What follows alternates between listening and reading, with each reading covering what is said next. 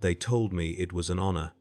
That is the first thing you need to understand. When the summons came, sealed with wax the color of dried blood and bearing the mark of the Ordo Hereticus, my superior actually congratulated me. He clapped me on the shoulder and said I was being recognized for my years of faithful service in the Administratum archives. 32 years I had spent cataloging population tithes, birth registries, and death certificates for the agricultural world of Thornfield's Rest. 32 years of perfect accuracy, not a single discrepancy, not one misplaced decimal in the endless columns of human livestock that fed the Imperium's hunger. I thought my reward would be a warmer hab cell, perhaps a ration upgrade.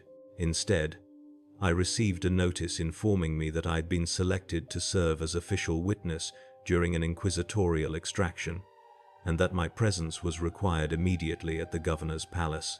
My name is Mitchell Crane. I was 54 years old when this began. I am writing this now because I was ordered to, and because I have learned that orders are the only thing that keeps a man whole in this universe. But I am also writing this because someone should know. Someone should understand what it costs to sit in a room and watch a man be unmade, piece by piece, confession by confession, until there is nothing left but a voice that will say anything, agree to anything, implicate anyone, just to make the questions stop. I was a witness. That is what my official designation stated, but there is no such thing as a passive witness in the God Emperor's Imperium. To watch is to participate. To remain silent is to consent. I learned this over the course of 11 days, and I have spent every day since trying to forget the sound of dripping. The governor's palace had been beautiful once. I remembered attending the annual tithe celebration there when I was a young clerk, standing in the back of the Great Hall, while Governor Aldrich Westmore addressed the assembled functionaries and praised us for our service to the Emperor. He had seemed so tall then, so commanding in his ceremonial robes, with his family crest emblazoned across his chest, and his voice carrying effortlessly across the vaulted chamber. The chandeliers had glittered with imported crystal from Valhalla, and servo skulls bearing incense had drifted through the air like mechanical prayers. I had felt proud that day, proud to be a small cog in the great machine that Governor Westmore administered with such apparent grace. That was 23 years before my summons. When I arrived at the palace, the chandeliers had been torn down and replaced with harsh industrial lumens that cast everything in a sickly yellow light. The servo skulls were gone, replaced by floating recording devices that bore the sigil of the Inquisition, their lenses clicking and whirring as they tracked every movement in every corridor. Black armored soldiers stood at every doorway, their faces hidden behind featureless helms, their weapons humming with barely contained energy. They did not speak to me. They did not need to. My summons was checked 7 times before I reached the chamber that had once been the governor's private study. And each time I felt myself growing smaller, less significant, more aware of how easily I could be erased from the records I had spent my life maintaining. The Inquisitor was waiting for me. Her name was Eliza Vance, though I would not learn this until later. She sat behind the governor's own desk, which had been stripped of its ornate decorations and covered instead with neat stacks of documents, data slates, and instruments whose purpose I did not want to understand. She was younger than I had expected, perhaps 40, with hair the color of iron and eyes that seemed to absorb light rather than reflect it. She wore the traditional black coat of her order, unadorned except for the rosette that hung at her throat like a promise of violence.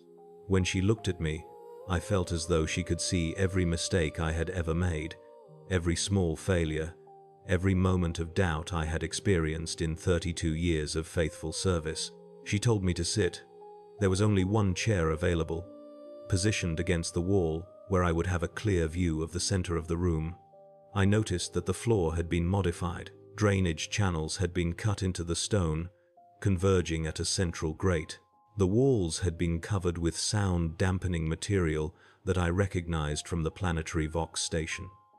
Everything had been prepared with meticulous care, and I understood then that whatever was about to happen had been planned for a very long time.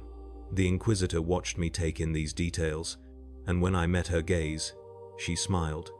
It was not a cruel smile. It was worse than that. It was the smile of someone who genuinely believed they were doing necessary work.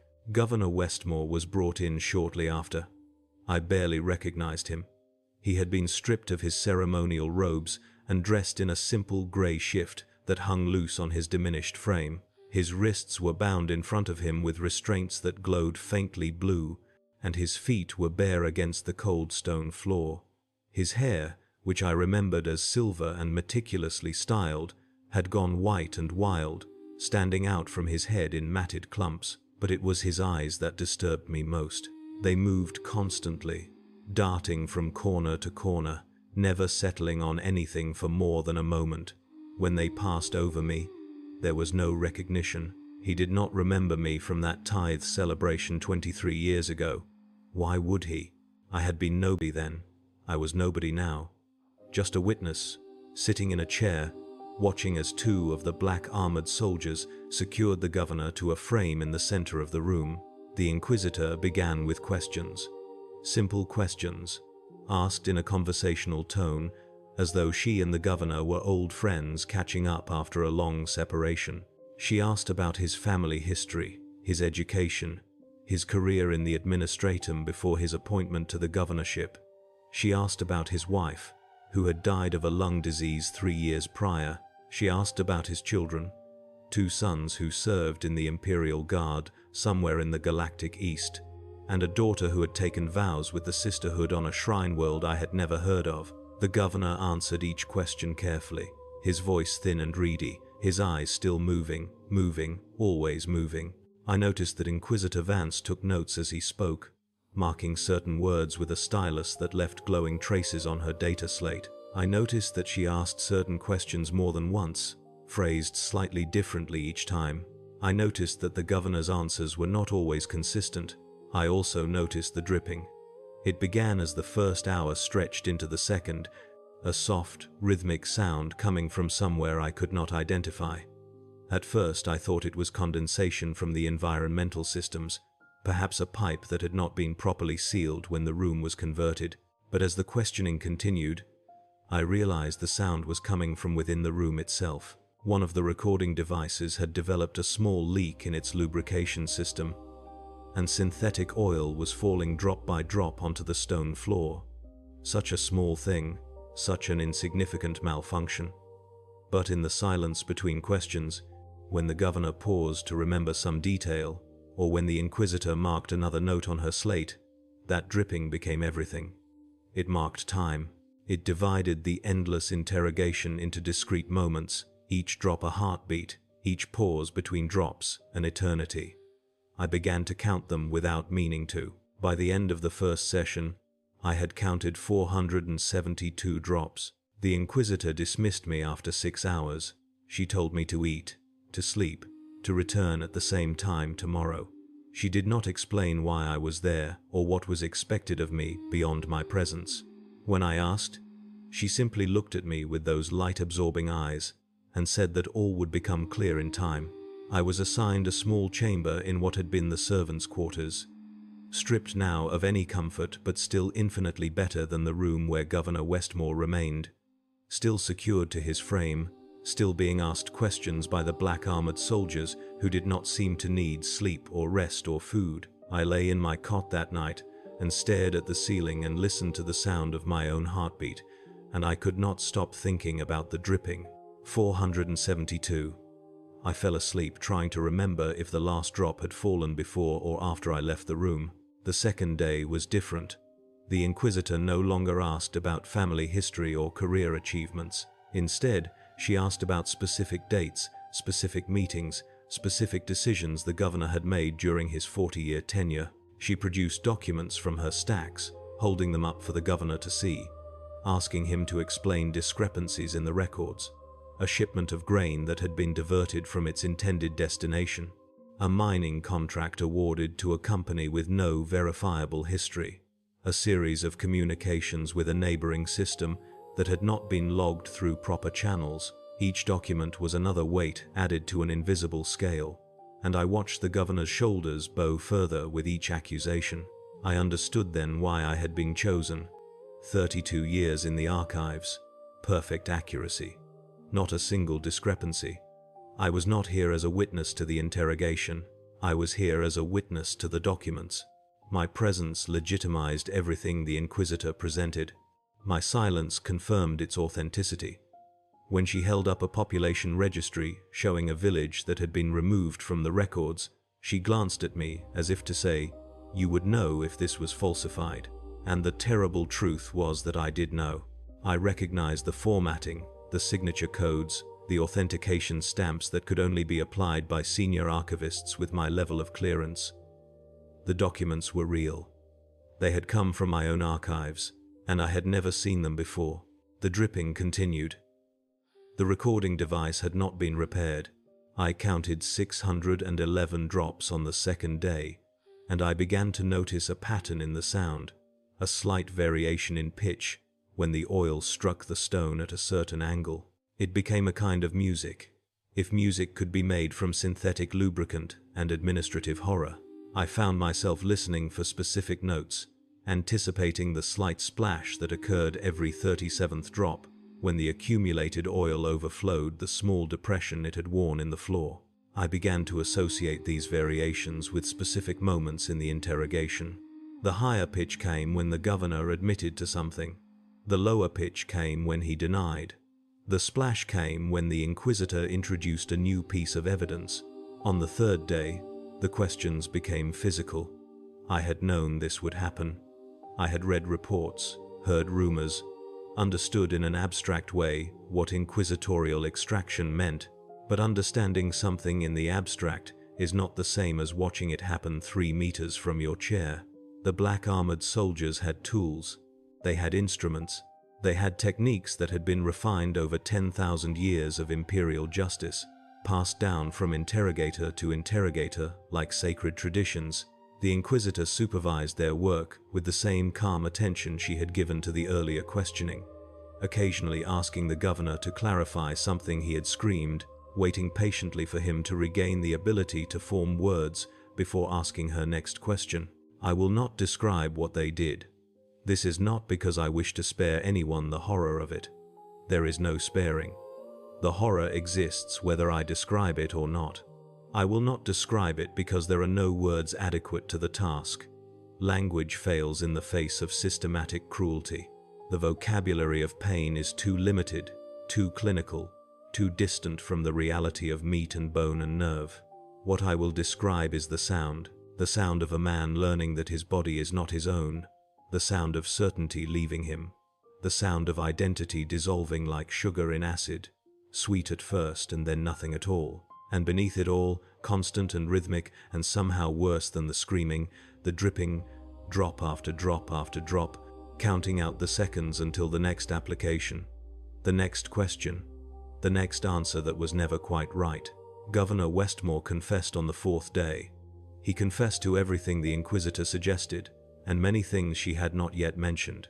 He confessed to embezzling imperial tithes, though I had seen his personal financial records and knew he had died poorer than he had been born. He confessed to consorting with Xenos, though Thornfield's Rest had not seen an alien presence in 3 centuries.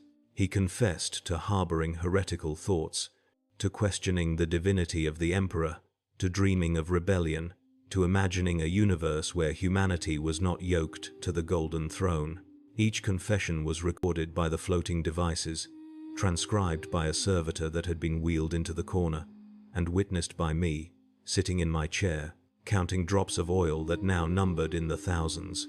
But the Inquisitor was not satisfied. She listened to each confession with the same patient attention she had given to his answers on the first day, and when he finished speaking, she asked him to be more specific. She wanted names. She wanted dates. She wanted the identities of his co-conspirators, the details of their meetings, the substance of their plans.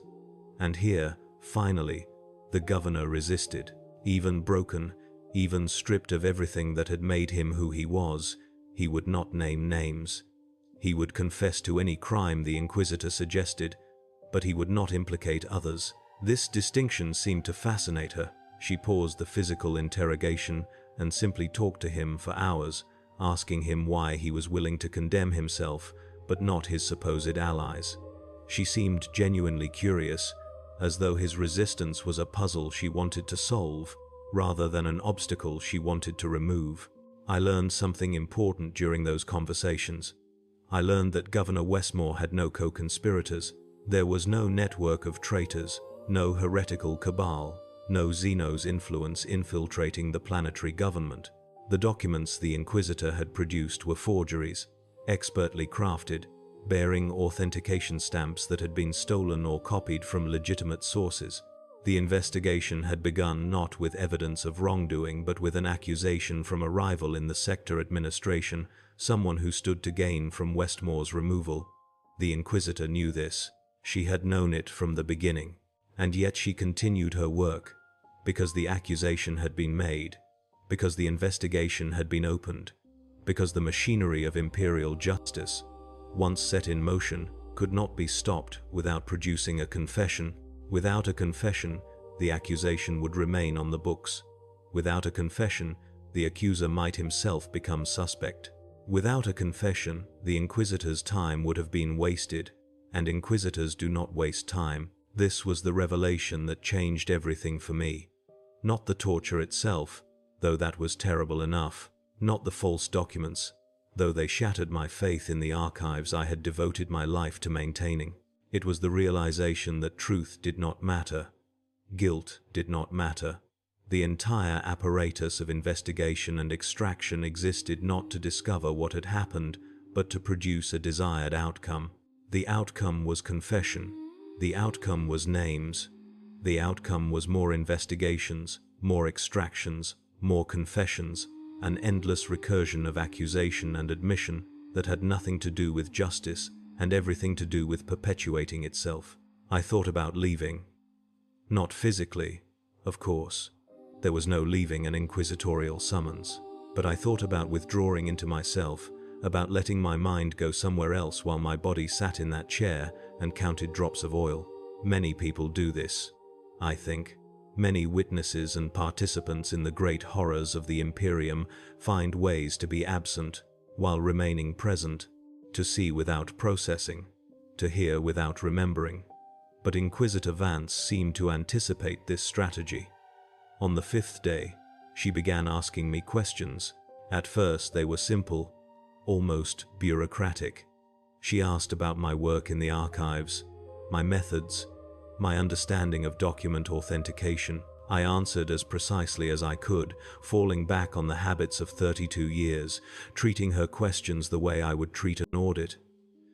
But gradually, her questions became more personal. She asked about my family, my childhood, my reasons for joining the administratum. She asked about my beliefs, my doubts, my fears. She asked if I had ever questioned the necessity of imperial governance.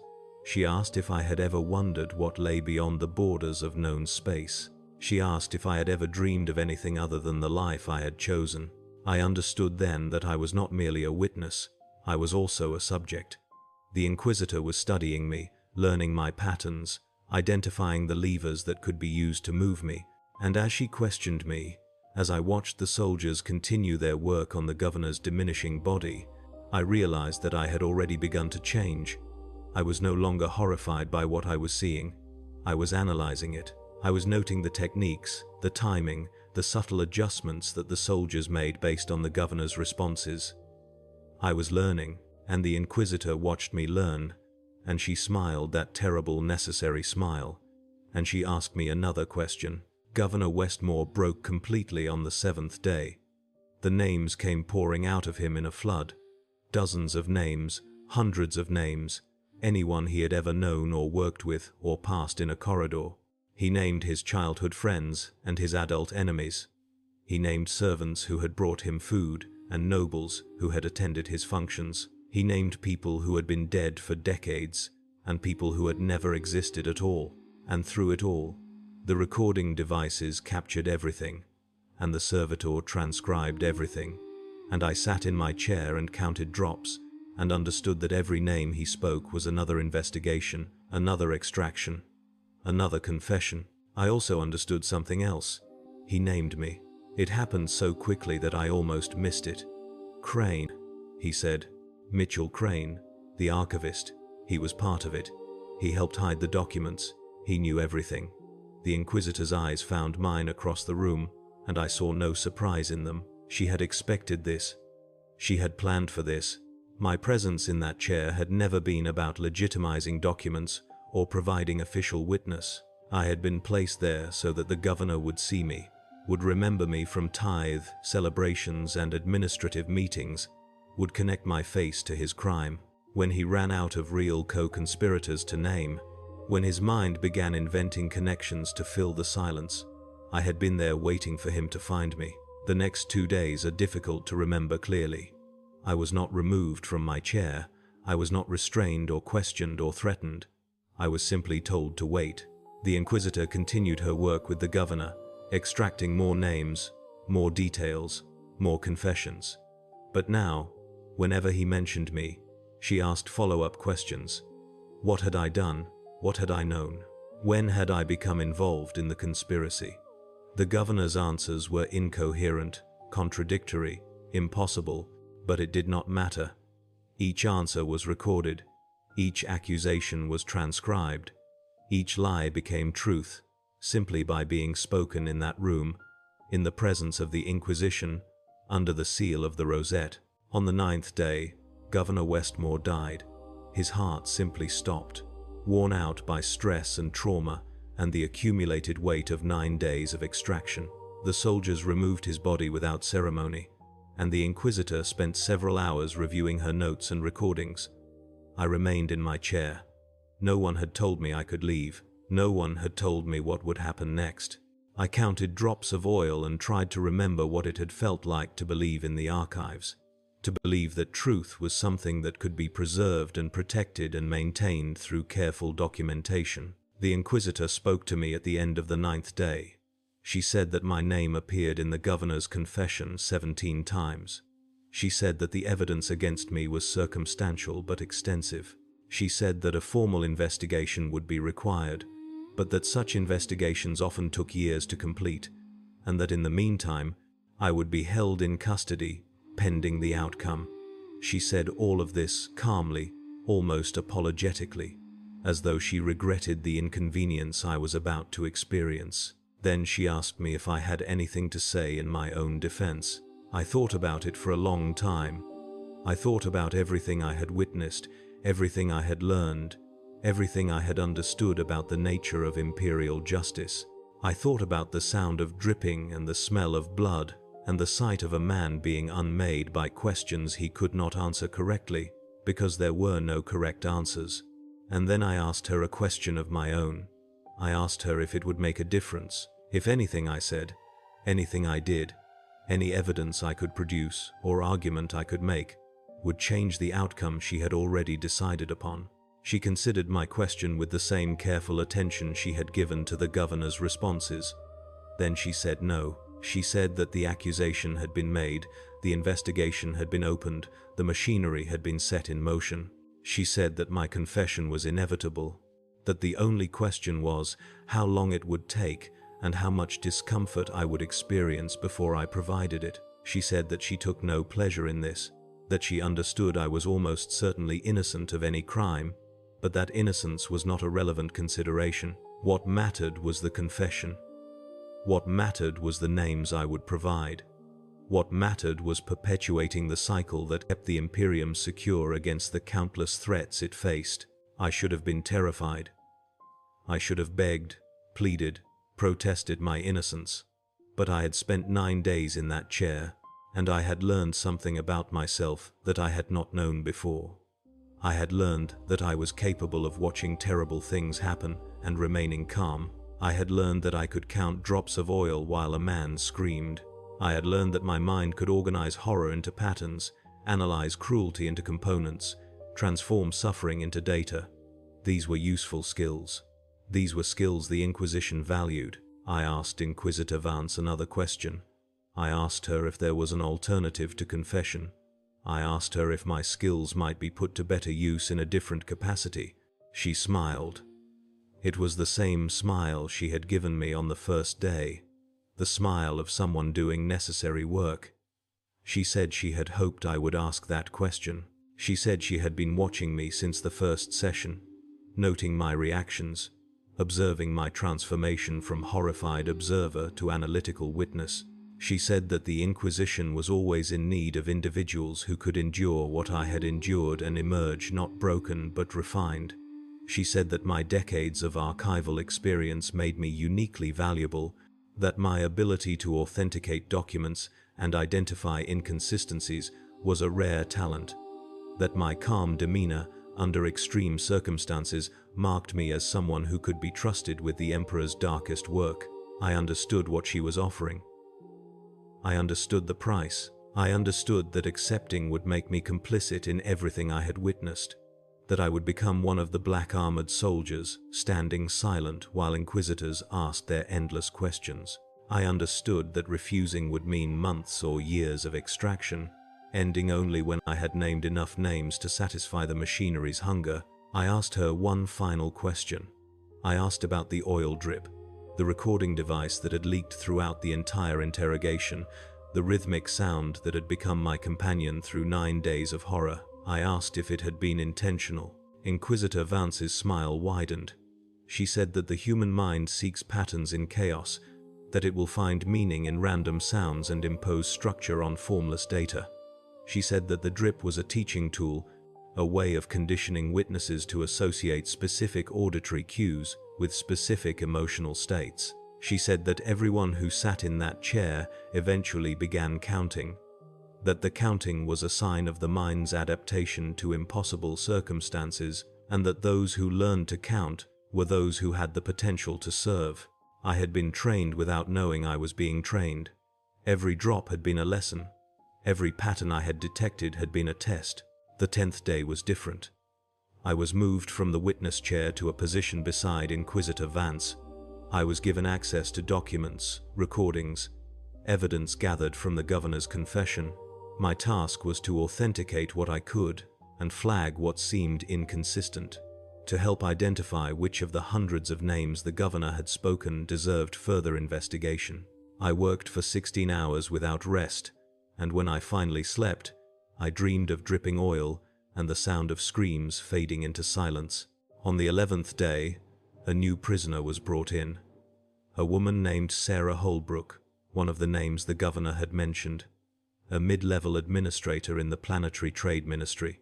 She was confused and frightened and kept asking what she had done wrong, what evidence had been found against her, what she could do to prove her innocence. The Inquisitor explained the process to her with patient precision, just as she had explained nothing to me. The black-armored soldiers secured Sarah to the frame in the center of the room. The recording devices began their work, and I sat in a new chair, beside the Inquisitor's desk, holding a stylus and a data slate, ready to take notes on the extraction. I counted the first drop of oil. 1. Sarah Holbrook's interrogation lasted 14 days. She was stronger than the governor, more resistant, more willing to endure physical discomfort rather than implicate others in crimes they had not committed. But strength is finite, and the Inquisition's patience is not. She confessed on the 15th day, and she named names, dozens of names, and among them was the name of a man I had worked with for 12 years, a fellow archivist named Thomas Webb who had once shared his lunch with me when I had forgotten mine. Inquisitor Vance assigned me to Thomas Webb's case. She said it would be good experience. She said I would learn faster by working with subjects I knew personally. That emotional connection made the analysis more intuitive. She said I should consider it an honor. I considered it many things. Honor was not among them, but I had learned that consideration was a luxury the Imperium did not provide. I had learned that there was only the machinery and the confession and the names and the endless cycle of accusations that kept everything moving. I had learned that I was no longer a witness. I was a component. I was a gear in the great engine of Imperial justice, and gears do not question. Gears do not resist.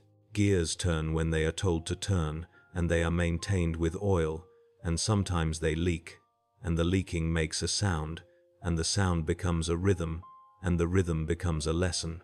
I extracted Thomas Webb's confession in 11 days. He was not strong. He had not prepared himself for this possibility. He broke quickly, and his names came easily. And I wrote them all down with perfect accuracy. Not a single discrepancy, not one misplaced letter in the endless columns of human suffering that fed the Inquisition's hunger. When it was done, when Thomas lay still on the floor and the servitors came to take him away, Inquisitor Vance told me I had done well. She told me I had a talent for this work. She told me that with proper training, I could become an interrogator myself, that my archival skills combined with my newly developed extraction techniques would make me invaluable to the Ordo. I asked her how many people I would need to break before I had paid off my own accusation, before the investigation into my involvement with Governor Westmore was closed. She looked at me with those light-absorbing eyes, and she said the investigation would never be closed. She said that the accusation would remain on my file forever, a permanent reminder of what I had been and what I had become. She said that this was standard practice, that every interrogator served under the shadow of their own confession, that the only way to stay ahead of the machinery was to keep feeding it. She said that I would extract confessions for the rest of my life, and that when I finally died, someone else would take my place, and the cycle would continue as it had continued for 10,000 years. I understood then what it meant to serve the Inquisition. Not the grand ideology, not the noble purpose of protecting humanity from its enemies. I understood the mechanism, the fear that drives the machine. Every interrogator is also a potential subject. Every extractor is also extractable. The hierarchy is built on mutual vulnerability, on the knowledge that no one is safe, that anyone can be accused, that everyone carries names in their head that could be spoken under duress. This is why the confessions never stop. This is why the names never run out, because the very people charged with gathering confessions are themselves perpetually confessable. I am writing this now because Inquisitor Vance told me to. She said that documenting my transition would help future witnesses understand what to expect. She said that my account would be included in training materials for the Ordo, that it would be studied by new recruits, that my words would help condition them for the work they would be called upon to do. She said that I had a talent for description, that my archival training made me precise with language, that my account of watching Governor Westmore's extraction had been some of the most detailed and useful she had ever reviewed. I asked her when she had started reading my notes. I had not realized I had been writing anything except the official transcripts and authentication reports. She smiled again, and she said she had been monitoring my personal journals since the second day. She said that was also standard practice. She said that everything in an Inquisitor's presence is evidence, and that nothing is truly private, and that I would do well to remember this as I continued my service. So I write with the knowledge that my words will be read.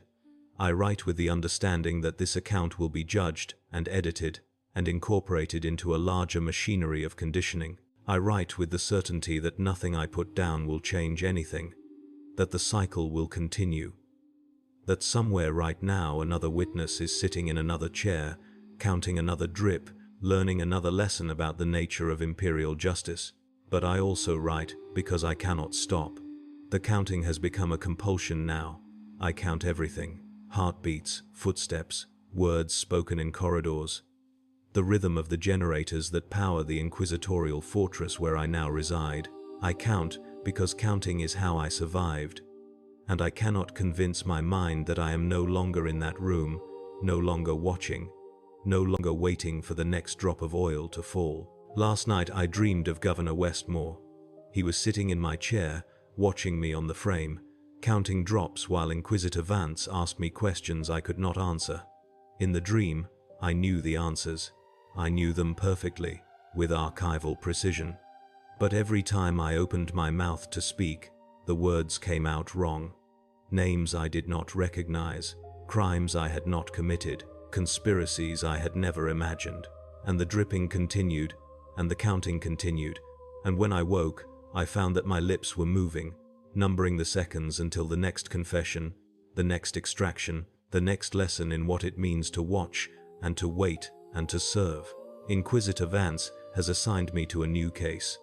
a planetary governor from a system 3 weeks travel from here. The accusation is similar to Westmore's: financial irregularities, suspected Xenos contact, possible heretical sentiment. The evidence is thin, almost certainly fabricated, but that is no longer a consideration. The accusation has been made. The investigation has been opened. The machinery requires confession, and I have been chosen to help extract it. I will sit beside the Inquisitor's desk. I will take notes on my data slate. I will authenticate documents and identify inconsistencies and mark the moments when the subject's story changes. I will count whatever drips in that room, oil or blood or tears, and I will find patterns in the sound, and the patterns will teach me something new about the limits of human endurance. And when it is over, when the governor has confessed and named names and been disposed of, I will help select the next witnesses. I will watch them sit in the chair where I once sat. I will watch them learn to count, and I will wait, always wait, for the day when someone finally speaks my name in a confession, when the accusation is upgraded from pending to active, when I am moved from the desk to the frame, and the lessons I have learned are put to a different purpose. This is what it is like to watch the Inquisition torture a planet's governor. It is a lesson. It is a test. It is a transformation so gradual that you do not realize you have changed until you find yourself counting drops of oil in your sleep, until you find yourself noting the pitch variations in someone's scream, until you find yourself wondering not whether you could endure extraction, but how long you could make it last. I used to believe in truth. I used to believe that the archives I maintained were a bulwark against lies, a record of what had actually happened. Now, I know that truth is what the Inquisition says it is. Truth is the confession extracted after sufficient application of technique. Truth is the name spoken to make the questions stop. Truth is the document I authenticate because I have been told to authenticate it, regardless of what I can see with my own eyes. The dripping continues. It never stops. Even when there is no leaking device, even when I am alone in my cell with nothing but silence, I hear it, drop by drop, count by count, lesson by lesson. I am Mitchell Crane. I was an archivist for 32 years. Now I am something else. I am not sure what word describes what I have become. The Imperium has many words for its servants, but none of them seem to fit. Perhaps I am simply a witness after all, a witness to my own dissolution, a witness to the necessity of confession, a witness to the truth that in the grim darkness of the far future, there is only the war against ourselves, and that war can never be won. The next governor arrives tomorrow. I have already begun